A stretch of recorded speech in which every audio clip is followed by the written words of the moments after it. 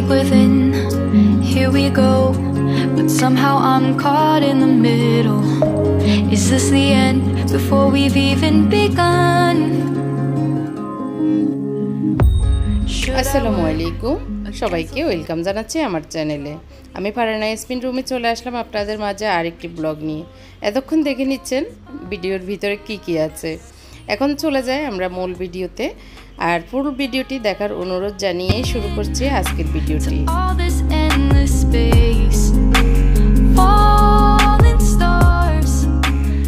আজকে শুরুতে একটি হাতের কাজ দিয়ে শুরু করছি। এই যে দেখতে পাচ্ছেন অনেক পুরনো আমার মুনতাসিরের ছোট ছেলের 21 দিনের আকিকার দিন এই ঝাড়বাতিটি কেউ একজন গিফট করেছিল। সে আজকে 12 বছর হয়ে গিয়েছে মেবি। তো সেই ঝাড়বাতিটি আসলে অনেক জং ধরে পুরনো হয়ে মানে দেখতে একটু ভালো লাগছে না আর কি। ভাবছি ফেলে দিব নাকি আমার ফেনীর বাসায় নিয়ে যাব, এরকম চিন্তা ভাবনা করছি। পর ভাবলাম যে না, এটাকে কিছু একটা করি। তো আজকে একটু ওইটাকে মানুষ করব আর কি, সেই কারণে টেবিলে নিয়ে নিয়েছি। তো শেষ পর্যন্ত ভিডিও দেখতে থাকুন। একটু চা খেয়ে নিচ্ছি, চা নাস্তা করে নিয়েছি। করার পরে একটু চা খেয়ে ভাবতেছি আর কি এই ঝাড়বাতিটা আজকে শুরু করব, ধরবো। তারপরে কি পর্যন্ত নেই, আপনারা ভিডিও দেখতে থাকুন। তাহলে হয়তো আপনাদের এই ধরনের পুরনো কিছু থাকলে সেটাকে মানুষ করার মতো একটু চিন্তাভাবনা এসে যেতে পারে আমার মতো। তো আজকে চাটা একটু ব্যতিক্রম করে করছি। প্রথমে আমি সবসময় চিনি দুধ একসাথে রেখে তারপরে লিকারটা ঢেলে নিই। আজকে লিকারটা প্রথমে ঢেলে নিয়েছি, তারপর দুধ চিনি দিয়ে দিচ্ছি।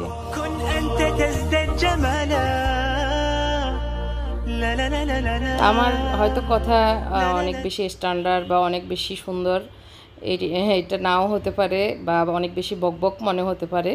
তারপরে যদি কোনো একটা বিষয়ে ভালো লেগে যায়, ভালো লেগে থাকে, তাহলে আমার চ্যানেলটি যারা এখনও সাবস্ক্রাইব করেননি প্লিজ আমার চ্যানেলটি সাবস্ক্রাইব করবেন। আর একটা বিষয়ে যদি ভালো লেগে যায় তাহলে লাইকটি দিতে ভুলবেন না। তো এইগুলো হচ্ছে ডেলিভারিতে যাচ্ছে। আমার কিছু প্রোডাক্ট বাসায় নিয়ে এসেছি, কারণ একটু দূর হয়ে যাচ্ছে ফ্যাক্টরিতে। তো ডেলিভারি ম্যান এসে এখন এখান থেকে মেমোগুলো বুঝে তারপর নিয়ে যাচ্ছে। তো যেভাবে গরম এসেছে একটু মেমো আমার হাজব্যান্ডকে দিয়ে করে আনলাম। তারপরে আমরা একটু তরমুজ খেয়ে নিচ্ছি। খেতে খেতে বাইরের দৃশ্যটাও একটু দেখছি। অনেক রসালো এই তরমুজগুলি, এখন ভালোই মানে খেতে ভালোই লাগছে, মিষ্টি।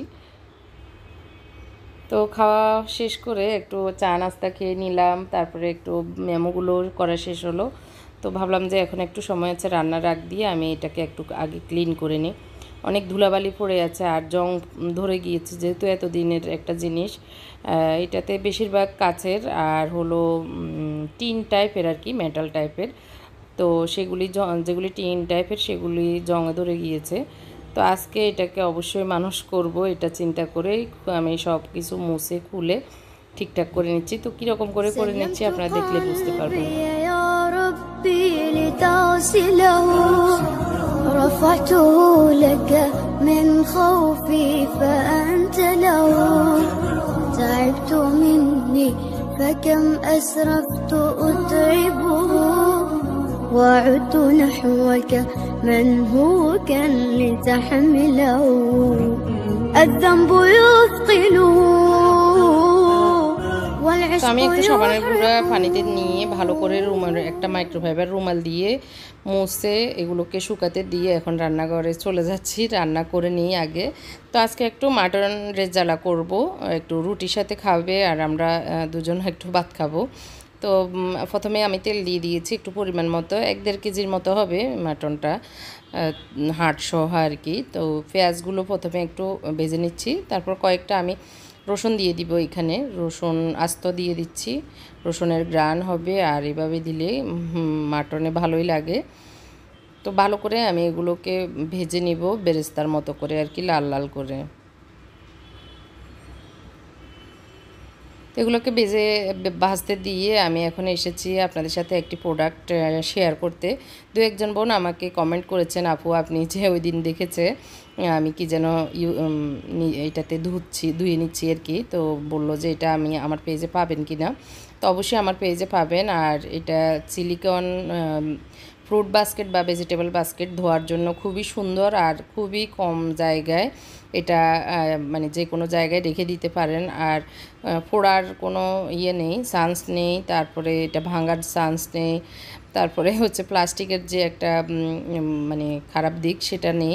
তো খুব সুন্দর আর দেখতেও স্ট্যান্ডার্ড সুন্দর একটি মানে ফ্রুট বাস্কেট বা ভেজিটেবল ধোয়ার বাস্কেট। তো এটাতে 2-3টা কালার আছে, লাল, সবুজ, নীল। তো আমার কাছে লালটা বেশি স্ট্যান্ডার্ড মনে হয়েছে। তো আমার কাছে পাবেন 2টার একটি সেট, ছোট একটি, বড় একটি। তো এভাবে হোল্ড করে রাখা যায়, খুব হালকা পাতলা আর দেখতেও সুন্দর। 2টা হচ্ছে এটা 450 টাকা, একটা ছোট একটা বড়।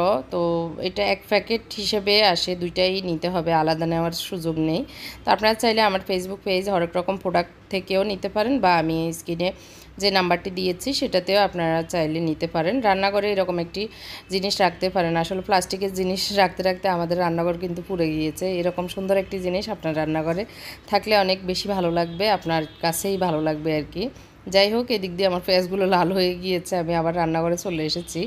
তো পেঁয়াজ একটু লাল হয়ে যাওয়ার পরে দেখতে পাচ্ছেন রসুনও লাল হয়ে গিয়েছে। আমি 2 টেবিল চামচ আদা দিয়ে দিয়েছি।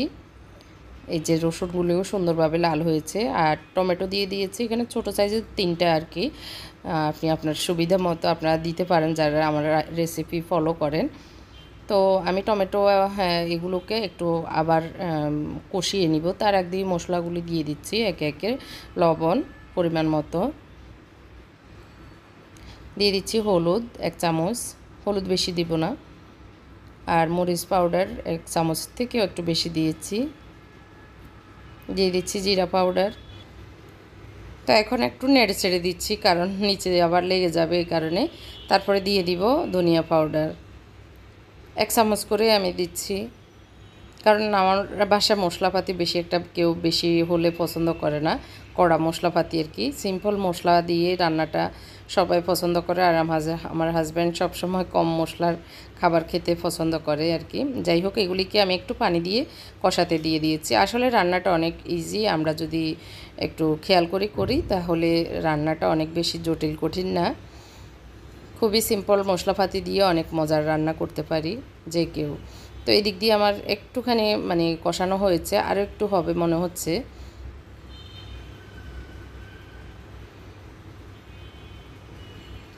তো আমি একটু নেড়েচেড়ে আর একটু ঢাকনা দিয়ে রেখে দিব, দিয়ে তারপরে উঠিয়ে আরও কিছু মশলা আছে, গরম মশলাগুলি যে তেল উঠে যাওয়ার পরে আমি এখন গরম মশলাগুলি দিয়ে দিচ্ছি। এলাচ দিয়েছি, সরি দারচিনি দিয়েছি 2টা, এলাচ 4টা, আর কিছু লবঙ্গ, একটি কালো এলাচ দিয়েছি। দিয়ে নেড়ে চেড়ে এগুলোকে ভালো করে ভেজে নিয়ে এখন আমি গোশতগুলো দিয়ে দিচ্ছি। এখানে আমি হাড়সহ নিয়েছি।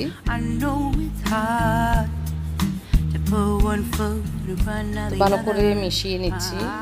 আর এখানে আপনি চাইলে একটু টক দই দিয়ে দিতে পারেন, তাহলে খেতে আরও বেশি টেস্ট লাগে। টক দই দিয়ে ভালো করে কষিয়ে ব্লেন্ড করে নিলেও নেওয়া যায়। তো আমি এইভাবেই রান্নাটা করে নিচ্ছি।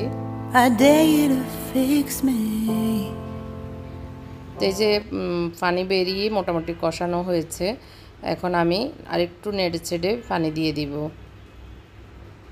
বেশ পরিমাণ মাপে আমি পানি দিয়ে ঢাকনা দিয়ে দিব যতক্ষণ না এগুলো নরম হয়ে যাবে।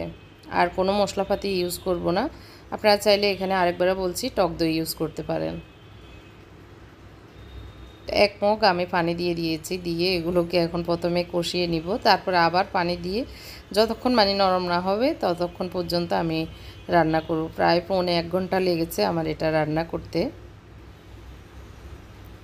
তো এই যে মোটামুটি এখন ঝোলটা শুকিয়ে আসতেছে। তো আরেকটু মাখা মাখা হলে আমি চুলা বন্ধ করে দিব। এখনও ঝোলেই, এত পাতলা ঝোলে ভালো লাগবে না, একটু মাখা মাখা হলে রুটি, পরোটা, ভাতের সাথে খেতে ভালো লাগবে। ডাল রান্না করে নিয়েছি, আর সকালের একটু পাতাকপি ভাজি আছে। এটাই আজকে রান্নার নতুন চুলার উদ্বোধন চলছে। নতুন চুলায় মানে মাটন রেজালা করলাম এটা আর কি। ভেবেছিলাম মিষ্টি কিছু করব, কিন্তু মিষ্টি কিছু আর করা হয়নি। একটু তরল দুধ নেই, এই কারণে। যাই হোক, এই যে মাখা মাখা হয়ে গিয়েছে, আমি এখন চুলাটা অফ করে দিব। আর সবাই খিদা লেগেছে, কেউ রুটি দিয়ে খাবে, কেউ ভাত খাবে, এই আর কি। তো চুলা বন্ধ করে দিয়েছি। আমি একটু ঝোলটা লাস্টে চেক করে নিচ্ছি। অনেক মজাই হয়েছে, দেখতে পাচ্ছেন, খুবই মানে লোভনীয় মনে হচ্ছে আর কি।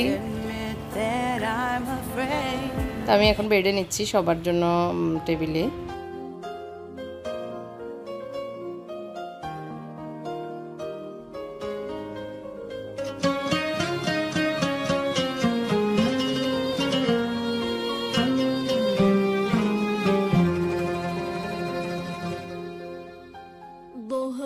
এরপরে খাওয়া শেষ করে আমি আমার যে কাজটা শুরু করছিলাম সেটা শুরু করব।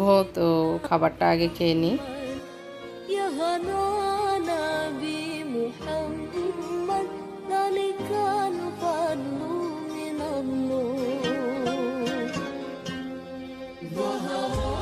তো আসলে ভাতের পাতিল নিয়ে এসেছি, কারণ বাড়িতে বাড়ার মতো সময় নেই। তো ভাবলাম যে না, এভাবে নিয়ে যাই।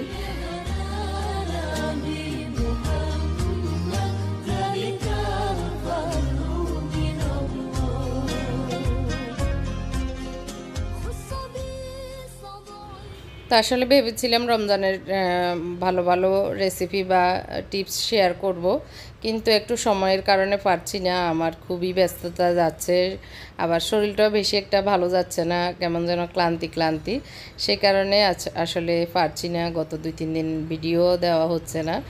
যাই হোক, এখন আমি বসে গিয়েছি আমার কাজে। আর এখানে আমি কালার নিয়েছি, অ্যাক্রিলিক কালার, 3-4টা কালার করব এটাতে। তো প্রথমেই আমি কি কালার করব সেটা একটু বলার আগে বলে দিচ্ছি। এখানে আমি কালার নিয়েছি যে ওয়ালে কালার করে প্লাস্টিক পেইন্ট, এগুলি আমার আগে থেকে ছিল, আছে। তো সেই কারণে আমি এখানে আমার কাছে 3টা প্লাস্টিক পেইন্ট মানে ওয়ালের কালার আছে, আর অ্যাক্রিলিক কালার আমার কাছে যেগুলো ছিল সেগুলো নিয়ে বসেছি কোনটাতে কি কালার করব। তো আমি আসলে কি কালার করছি সেটা শেষ পর্যন্ত দেখলে বুঝবেন। আর কি করব এটাকে আসলে আজকের ভিডিওতে হয়তো ফুল দিতে পারবো না, আগামী দিনের ভিডিওতে হয়তো আপনাদের দেখা হবে আর কি। তো আমার মনে হচ্ছে এরকম একটা মানে বোতল বা ইয়ের উপরে রাখলে এটা রং করতে সুবিধা হবে। সেই কারণে আমি একটা ট্যাঙ্কের বয়মের উপরে রেখে তারপরে রংটা করছি। তো প্রথমে আমি সাদা করে নিচ্ছি, আর প্লাস্টিক পেইন্ট হওয়ার কারণে এগুলি তাড়াতাড়ি শুকিয়ে যায়। আর এগুলো শুকানোর পরে আসলে রং যে উঠে যাবে তা না, শুকানোর পরে আমরা যতই মোছামাছি করি একটু শুকনানো একটা দিয়ে মুছলে আর এগুলি উঠবে না। তো আপনারা চাইলে অয়েল পেইন্টও করা যায়, যেগুলি আমরা গ্রিলে করি আর কি, এনামেল পেইন্ট যেটাকে বলে। তো ওগুলো করতে আসলে মানে সমস্যা, শুকানো পর্যন্ত আরেকটা কালার করা যায় না, আবার থিনার বা ইয়ে দিয়ে ব্রাশ ধুতে হয়। তো আমার কাছে এটাই সহজ মনে হচ্ছে। আর একটু আমি ম্যাট কালার করব, ওগুলিতে অয়েল কালার যেহেতু একটু গ্লেজ করে, সেই কারণে। তো এই ব্লুটা একটু মনে হচ্ছে গাঢ় হয়ে গিয়েছে, অল্প একটু কালার আছে, অনেক দিনের আগের, আমার আগের বাসার ওয়ালে করা হয়েছে। তো একটু পানি দিয়ে আমি এটাকে একটু পাতলা করে নিচ্ছি, বসে গিয়েছিল আর কি। তো এখন আমি আসলে আমি চিন্তা করছি এটার যে 5টা ঢানার মতো আছে লাইটের, সেগুলিকে একটাকে এক এক কালার করব নাকি কি করব আসলে এখনও ভেবে উঠতে পারছি না। তো আগামী দিনের ব্লগে হয়তো আপনি এটার ফুল ইয়েটা দেখতে পাবেন। তো সেই পর্যন্ত আপনারা আমার ভিডিওর অপেক্ষায় থাকবেন, এই আশা করে আমার আজকের ব্লগটি শেষ করছি। আল্লাহ হাফেজ, আসসালামু আলাইকুম।